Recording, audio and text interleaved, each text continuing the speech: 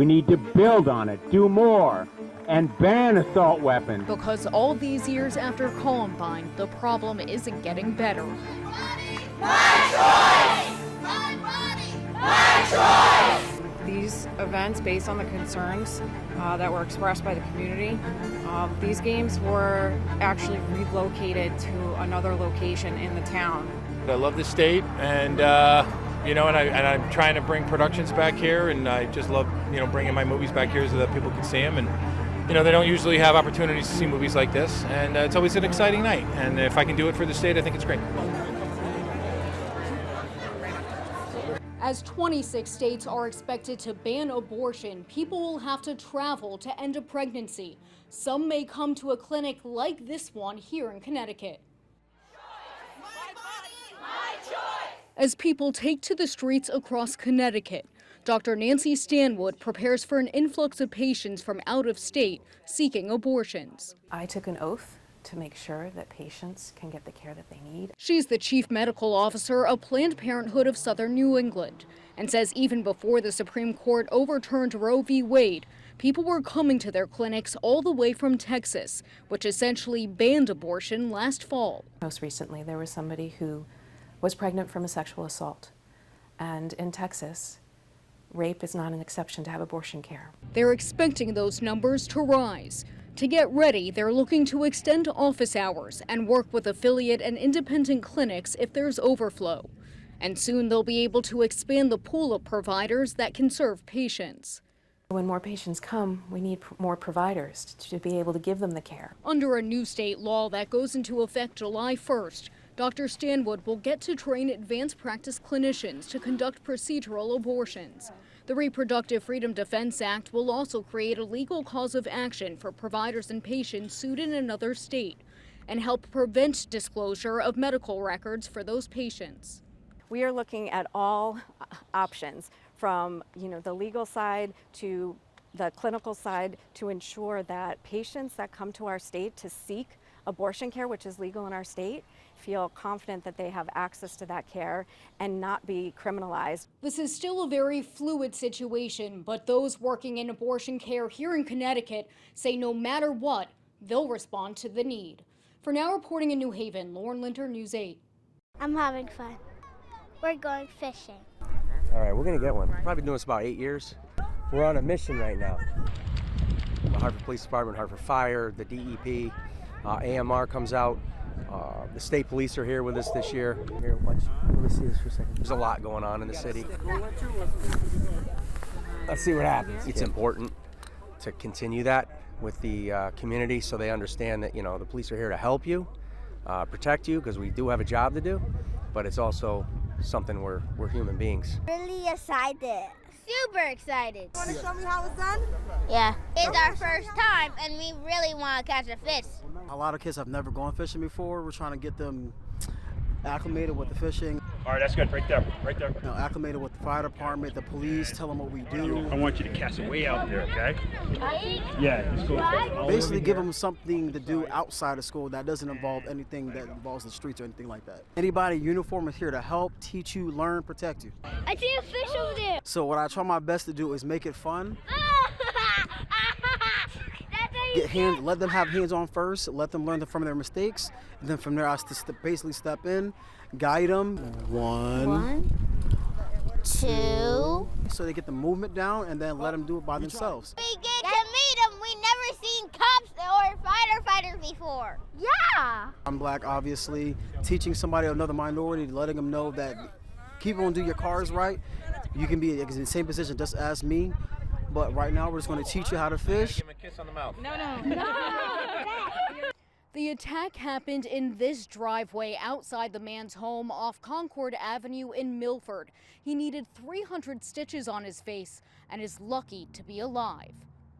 I gotta live with this the rest of my life. Luke O'Brien is covered in bandages, but underneath are scars that will never go away. I was scared they were gonna rip me off. I wasn't scared. I wasn't thinking of my life. And that was one of the problems. It was Tuesday morning when Luke woke up to the sound of grinding and thought someone was stealing tools from his truck.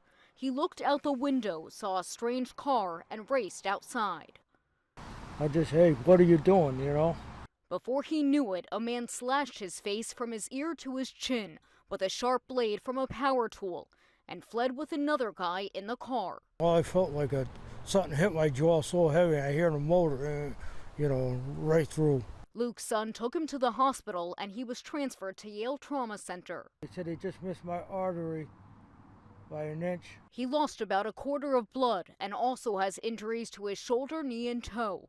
He'll have about 2 months of recovery and will then have to go through rehab. Those responsible remain at large. Milford police say they were attempting to steal a catalytic converter, a type of crime that's become a trend across the state. They have no regard for life. Now, days later, Luke wants to warn others in the same situation to call 911 first. Right now, my face is all disfigured. But it could have been worse. I could have been dead. As he waits for justice to be served. And I know they'll get him.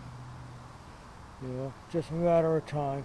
Investigators say the attacker got away in this silver sedan. He's described as tall, thin, and was wearing all black, including a black face mask during the incident. If you have any information about what happened, you're asked to call Milford Police. For now, reporting in Milford, Lauren Linder, News 8. It was a powerful scene here in downtown Milford as hundreds of people gathered to speak out against the Supreme Court's overturning of Roe v. Wade. They want to make sure everyone has access to abortion care. My choice! My body! My choice! 50 years later, the fight goes on. I am appalled that I have to do it again. Before Roe v. Wade, Barbara Larkin marched in the streets for reproductive rights. And when they were granted, she took advantage, ending a pregnancy that couldn't go to term. I didn't have to fight for it. It was already in place, and I just went to my doctor. It's hard for her to think others may not have that option anymore, including her daughter-in-law, Natasha. Women should have that choice. We should have that freedom. We should have our rights and not be told what to do. So on Sunday afternoon, they went to Milford Town Hall to make their voices heard with the rest of the community and lawmakers. I'm a third-generation nurse. I'm a proud nurse. And as my grandmother would say, give them hell, so give them hell! I thought the court was here to protect our rights, expand our rights. You're taking away our rights. While abortion may be legal in Connecticut, they want to show their support for people in the 26 states likely to ban abortion and protect other rights that could be at risk, from contraception to same-sex marriage. What we have right now is a bunch of politicians on a court with robes masquerading as justices. Momentum is already building and is only expected to grow through the midterm elections. And we're in hot water and we're strong and we're going to get out of it. We're going to work together to get out of it. You can't quit fighting. You can't relax. You have to keep your guard up. While here at the rally, we didn't see any counter-protesters who are in support of the Supreme Court's decision. For now, reporting in Milford, Lauren Linder, News 8. There's only two kinds of people, those who are Italian and those who wish they were. The Italians have the best food, the best music, the best family life. No balls up.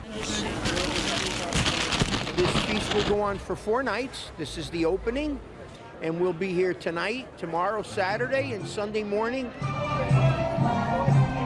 We're going to march around Chapel Street and Worcester Street, and then we'll come back here, and then our 2 honorees will unveil the statue of St. Andrew, and that's the official beginning of the feast. St. Andrew is the patron saint of Amalfi, and he represents the fishermen of the country and of the part that we're from, the Amalfi Coast.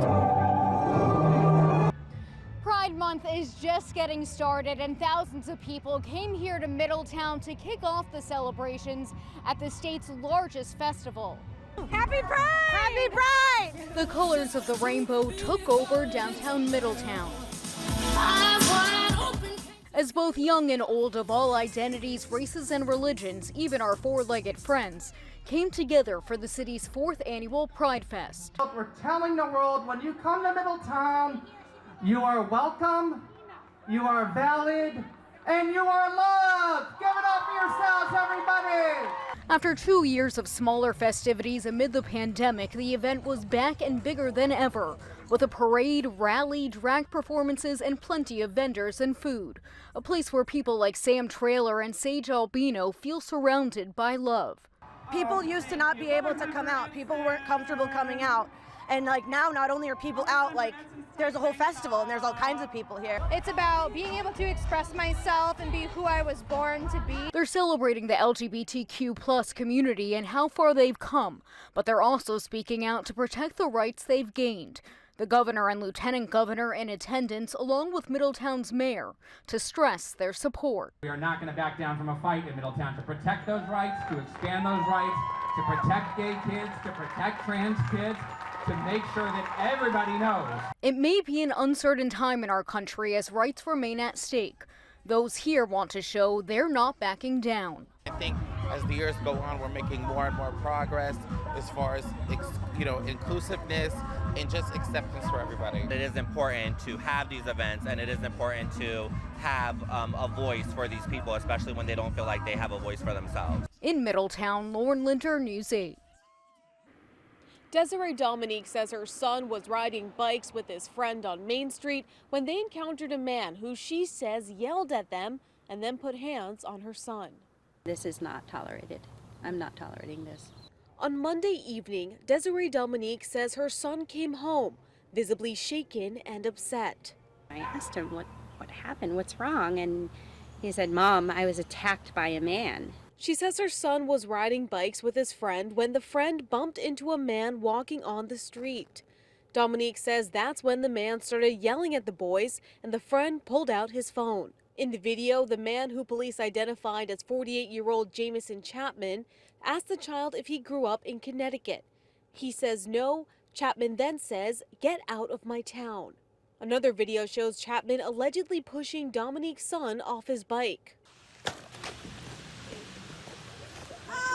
He's avoiding public. He doesn't want to leave the house. Dominique filed a police report and state police arrested Chapman. He is charged with breach of peace, risk of injury to a child, and assault. It truly is one of the very few good communities that you can find here in Connecticut. And it's unfortunate that there are a very small minority of people who, don't feel safe with themselves and their bodies, and they have to attack other people. Dominique says her son is physically okay, but still shaken up from the incident. Chapman has posted bail and is due in Middletown Superior Court in July. In Deep River, Jane Chaco, News 8.